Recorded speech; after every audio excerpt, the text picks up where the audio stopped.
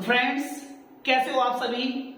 स्वागत है आपका हमारे YouTube channel SS English classes 8449 में। तो स्टूडेंट्स, मैं आपको अब जो पढ़ाने जा रहा हूं वो न्यू सिलेबस है और उसका नाम है एक्टिव टू पैसिव। क्योंकि जो हिंदी ट्रांसलेशन है वो हिंदी ट्रांसलेशन और भी है, यानी कि जो हिंदी ट्रांसलेशन मैंने आपको कंडीशन सेंटेंस तक कराई है उसके आगे और भी हिंदी के टेंस वगैरह सेंटेंस वगैरह हैं, यूजेज हैं अभी काफी। लेकिन मेरे पास कुछ बच्चों की, कुछ स्टूडेंट्स की मांग आ रही थी कि सर एक्टिव टू पैसिव भेजो, सर एक्टिव टू पैसिव बनाओ। तो स्टूडेंट्स, मुझे उन विद्यार्थियों की वजह से एक्टिव टू पैसिव की वीडियो बनानी पड़ रही है। बाकी जो हिंदी ट्रांसलेशन है मैं अभी फिर बनाऊंगा स्टूडेंट्स, उससे पहले आप एक्टिव टू पैसिव को देखिए। तो स्टूडेंट्स, एक्टिव टू पैसिव आखिरकार क्या है, एक्टिव टू पैसिव आखिरकार क्या है और किस प्रकार से हम एक्टिव टू पैसिव की पहचान कर पाते हैं। तो पहले बात सुन लीजिए, एक्टिव क्या होती है। एक्टिव होती है जिसमें कार्य कर्ता स्वयं कर लेता हो, जिसमें कार्य कर्ता स्वयं करता हो। जैसे मैं साइकिल चलाता हूं, मैं साइकिल चलाता हूं, मैं साइकिल चलाता हूं। तो काम क्या होता है, चलाने का। क्या चलाई जा रही है, साइकिल। कौन चला रहा है, मैं साइकिल चलाता हूं। काम क्या है, चलाने का। क्या चलाई जा रही है, साइकिल। कौन चला रहा है, मैं, यानी कि मैं खुद कर रहा हूं ना काम इसमें। तो एक्टिव में काम जो होता है वो खुद होता है, यानी कि सब्जेक्ट यानी कि कर्ता कार्य को अपने आप कर लेता है। पैसिव की बात करें तो पैसिव में भी बड़ा कुछ नहीं है, बस इतना सा परिवर्तन आता है कि साइकिल चलाई जाती है, साइकिल चलाई जाती है मेरे द्वारा। बात तो वही की वही रही, इसमें भी साइकिल चलाई गई, इसमें भी साइकिल चलाई गई, लेकिन उसमें चलाई गई डायरेक्ट मैं चलाता हूं, यानी कि मैं खुद कह रहा हूं मैं चलाता हूं। और पैसिव वॉइस में कह दिया गया कि साइकिल चलाई जाती है मेरे द्वारा, यानी कि साइकिल का प्रयोग किया गया किसके द्वारा बेटा, मेरे द्वारा। तो इसमें काम जो होता है कर्ता सीधे सीधे कर देता है, यानी कि एकदम। और जो पैसिव होता है इसमें कार्य को किसी के द्वारा किया जाता है, बस इतना सा काम है। तो एक्टिव वो जिसमें कर्ता कार्य को स्वयं कर देगा, पैसिव वो जिसमें कार्य किसी के द्वारा होता है। तो फ्रेंड्स, ये तो हो गया एक्टिव और पैसिव का मामला। अब बात करते हैं कि एक्टिव और पैसिव कितने टेंसों की कौन सी हेल्पिंग वर्ब लगाने से बनती है। तो सुनिए, एक्टिव का मतलब होता है सक्रिय और पैसिव का मतलब होता है निष्क्रिय। इन्हें बोल सकते हैं सक्रिय क्रिया और निष्क्रिय क्रिया। ये होती है आपकी एक्टिव टू पैसिव। जो एक्टिव होती हैं उसके बारे में जानिए और जो पैसिव वॉइस होती है उसके बारे में जानिए। ये मैं आपके बोर्ड के दो भाग बना देता हूं, देखो सुने ध्यान से। एक्टिव जो होगी ये बेटा, ये वही है 12 का 12 भाग, जो प्रेजेंट के 4 भाग, पास्ट के 4 भाग और फ्यूचर के 4 भाग। और पैसिव वॉइस जो बनती है बेटा वो बनती है 8 टेंस, यानी कि एक्टिव हो गई 12 और पैसिव हो गई 8। समझिए ध्यान से। पहला टेंस होता है आपका प्रेजेंट इंडेफिनिट,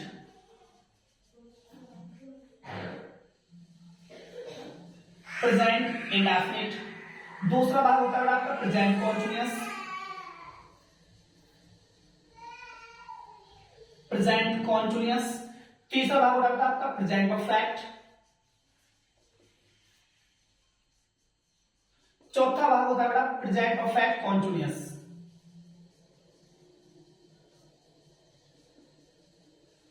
तो ये तो वही जो मैंने आपको हिंदी ट्रांसलेशन में कराया है ना फ्रेंड्स, वे यही है सब, और कुछ नहीं है।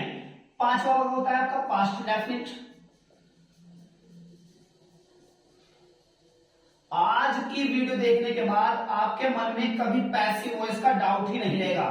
बस वीडियो को शुरू से लेकर अंत तक देखना है, वीडियो को स्किप नहीं करेंगे और वीडियो को ज्यादा से ज्यादा शेयर करेंगे। और यदि आप हमारे चैनल पर न्यू हैं तो हमारे चैनल एसएस इंग्लिश क्लासेस को सब्सक्राइब कर लीजिए ताकि, और बेल आइकन को ऑन कर लीजिए ताकि आपके पास सबसे पहले वीडियो समय पर पहुंच जाए।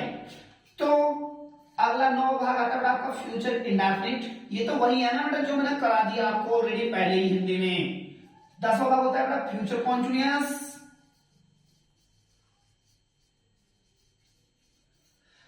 11 होता है बेटा आपका फ्यूचर परफेक्ट। दिख रहा है भाई सभी को। 12 होता है बेटा फ्यूचर परफेक्ट कॉन्टिन्यूअस। ये हो गए पूरे 12 का 12 कंप्लीट। अब प्रेजेंट इंडेफिनिट की बात करें तो बताएं बेटा आपको प्रेजेंट इंडेफिनिट के जो वाक्य थे आपके हिंदी में कैसे पहचाने थे? ता है, ती है, ते हैं। पर यार ये तो ये घिसाराम, ये तो एक्टिव इंग्लिश में चलेंगे, इनमें तो हिंदी का कोई मतलब ही नहीं है। तो कैसे पहचानेंगे? जो प्रेजेंट इंडेफिनिट वाक्य होते हैं इसमें वर्ब की फर्स्ट फॉर्म में एस या ईएस मिलता है। हो सकता है डू नॉट, डज नॉट आ जाए, do not, does not. Present continuous में बेटा कैसे पहचानेंगे? इज आर एन से is comma are comma am और वर्ब की फर्स्ट फॉर्म में आईएनजी। प्रेजेंट परफेक्ट कैसे पहचानते बेटा? हैज है प्लस वर्ब की third form, has have plus verb की थर्ड फॉर्म। और प्रेजेंट परफेक्ट कॉन्टिन्यूअस की पैसिव वॉइस हैज बीन नहीं बनाएंगे हम। पास्ट इंडेफिनिट की पहचान वर्ब की सेकंड फॉर्म से होती है या फिर डिड नॉट और डिड नॉट साथ कौन सी फॉर्म आती है? First form. Past continuous was वर आता है ना, पास्ट कॉन्टिन्यूअस में आता है वाज वर और वर्ब की फर्स्ट फॉर्म में आईएनजी। पास्ट परफेक्ट में आएगा हैड और वर्ब की third form. Past perfect continuous की पैसिव वॉइस नहीं बनती। फ्यूचर इंडेफिनिट में आएगा विल और आएगी वर्ब की फर्स्ट फॉर्म। फ्यूचर कॉन्टिन्यूअस की पैसिव वॉइस नहीं बनेगी। फ्यूचर परफेक्ट की पैसिव वॉइस एक्टिव में आएगा विल हैव और आएगी वर्ब की थर्ड फॉर्म और पैसिव वॉइस इसकी नहीं बनेगी। तो ये आपके जो हैं 12 के 12 भाग के नाम लिख दिए मैंने।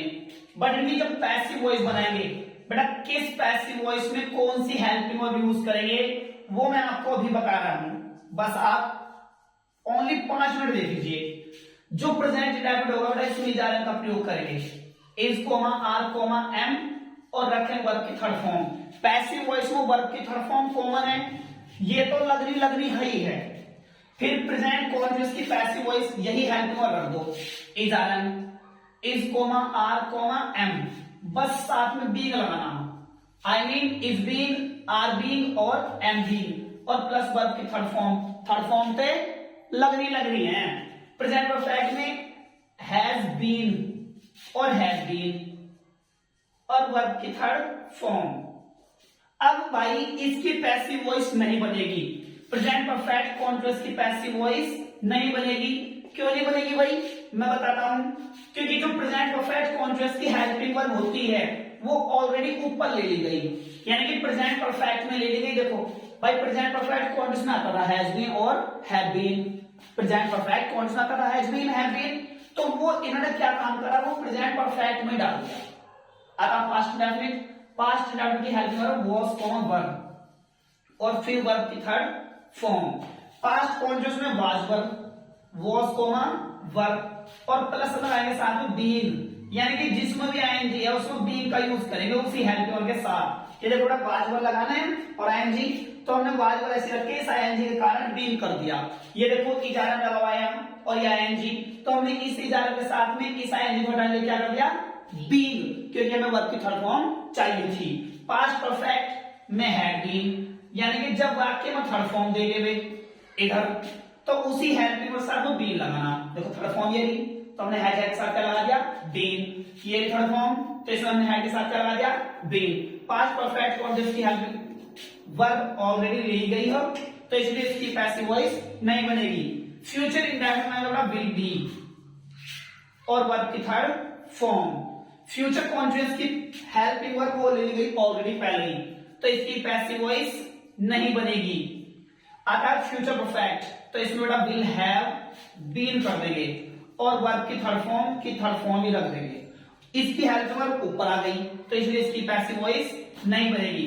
तो स्टूडेंट्स मेरा कहने का मतलब ये है केवल कि ये आएंगे, ये हम बोल लेते हैं क्वेश्चन में, तो ये हम आंसर में कर देंगे।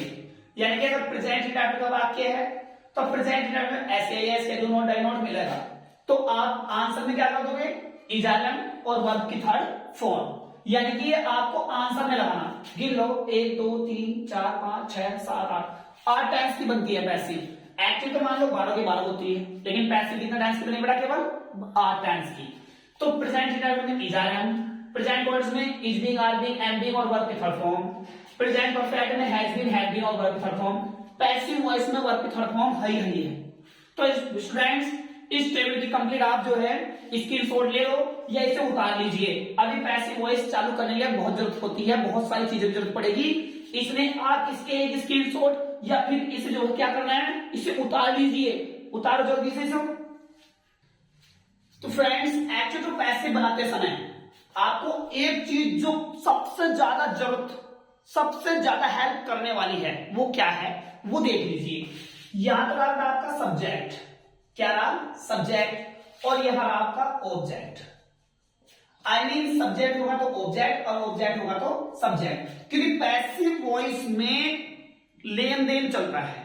क्या चलता है बेटा, लेन देन, यानी कि एक दूसरे की मदद करते हैं। अगर सब्जेक्ट माना आई है तो आई का ऑब्जेक्ट क्या बनता है बेटा, मी, और मी का सब्जेक्ट क्या बना देंगे, आई, तो हो गया लेन देन। यानी कि पहले ये फिर ये ऐसे, यानी कि अगर आई हुआ तो मी बना देंगे और मी हुआ तो आई बना देंगे। अगर सब्जेक्ट हुआ बेटा वी, तो वी का बनाएंगे अस, और अस का बना देंगे, अस का बना देंगे वी। अगर सब्जेक्ट हुआ यू, तो यू का ऑब्जेक्ट भी यू हो और सब्जेक्ट भी यू हो। अगर हुआ ही, तो ही का ऑब्जेक्ट हो हिम और हिम का सब्जेक्ट ही। हुआ सी, तो सी का ऑब्जेक्ट हर और हर का सब्जेक्ट सी। होया बेटा इट, तो इट का ऑब्जेक्ट भी इट हो और इट का सब्जेक्ट भी इट हो। हुआ दे, तो दे का ऑब्जेक्ट दैम और दैम का सब्जेक्ट दे। तो स्टूडेंट्स सुनिए ध्यान से, अगर आपका सब्जेक्ट आता है आई, तो आई का हम मी बना देते हैं और मी का आई, मतलब कि पहले ये जो है सब्जेक्ट बन जाएगा और ये फिर बाद में ऑब्जेक्ट बन जाएगा। मतलब सब्जेक्ट का ऑब्जेक्ट, ऑब्जेक्ट का सब्जेक्ट, इनमें दोनों में आपस में लेन देन चलता रहता है। अगर ये आता है तो ये कर देते हैं, ये आता है तो ये कर देते हैं। आई का मी का अस, वो मी का आई, वी का अस और अस का वी, यू का यू और यू का यू, ही का ऑब्जेक्ट हिम और हिम का सब्जेक्ट ही, सी का ऑब्जेक्ट हर और हर का सब्जेक्ट सी, इट का ऑब्जेक्ट इट और इट का सब्जेक्ट इट, दे का ऑब्जेक्ट दैम और दैम का सब्जेक्ट दे। तो ये तो हो गया बेटा आपका केवल सब्जेक्ट से ऑब्जेक्ट, ऑब्जेक्ट से सब्जेक्ट। पैसिव वॉइस बनाते समय आपको दो बातें ध्यान रखनी है। कितनी बातें फ्रेंड्स, दो बातें। वे कौन सी दो बातें हैं, पहली बात ऑब्जेक्ट का सब्जेक्ट बनाते हैं, ऑब्जेक्ट का सब्जेक्ट बनाते हैं, पहली बात। अगर वाक्य में ऑब्जेक्ट हुआ तो क्या बनाएंगे बेटा उसका सब्जेक्ट। दूसरी बात सब्जेक्ट का ऑब्जेक्ट बनाते हैं, ये होगी बेटा दूसरी बात। बस यही ध्यान रखना है कि जो ऑब्जेक्ट होगा वाक्य में वो सब्जेक्ट बन जाता है और जो सब्जेक्ट होता है वो बेटा ऑब्जेक्ट बन जाता है। तो ये आपको विशेष रूप से ध्यान रखना ही है। पैसिव वॉइस किस प्रकार से बनती है थोड़ा सा दिखाता हूं मैं आपको। सपोज दैट प्रेजेंट इंडेफिनिट का वाक्य है बेटा आपका, दिख रहा है भाई इधर? Yes sir. बढ़िया साहब, यस सर। अगर सपोज दैट प्रेजेंट इंडेफिनिट का वाक्य है आपका, तो प्रेजेंट इंडेफिनिट में हम जो पैसिव वॉइस में लगाते हैं, क्या है बेटा पैसिव वॉइस में वो लगाते हैं इज आर एम। क्या लगाएंगे, इज आर एम, और कौन सी फॉर्म रखे हुए हैं, वर्ब की थर्ड फॉर्म। जैसे वाक्य ही कॉल्स मी, तो ही माने वह, कॉल्स माने बुलाता है, ही माने वह, कॉल्स माने बुलाता है, किसको, मुझे। तो ये ही समझ लो ऑब्जेक्ट है वाक्य का। तो इस ऑब्जेक्ट को सब्जेक्ट बना देंगे। जरा देखना बेटा यहां क्या लिखा है, मी, तो मी का सब्जेक्ट क्या बन जाएगा, आई, यहां बन गया आई, और आई के साथ क्या आएगा, एम, आ गया एम। अब ले लेंगे वर्ब की थर्ड फॉर्म, कॉल की थर्ड फॉर्म कोल्ड, बाय लगा करके जो ये सब्जेक्ट है ये इधर आ जाएगा, यानी कि पिछवाड़ी चीज अगवाड़ा आ जाएगा, अगवाड़ी चीज पिछवाड़ी चली जाएगी।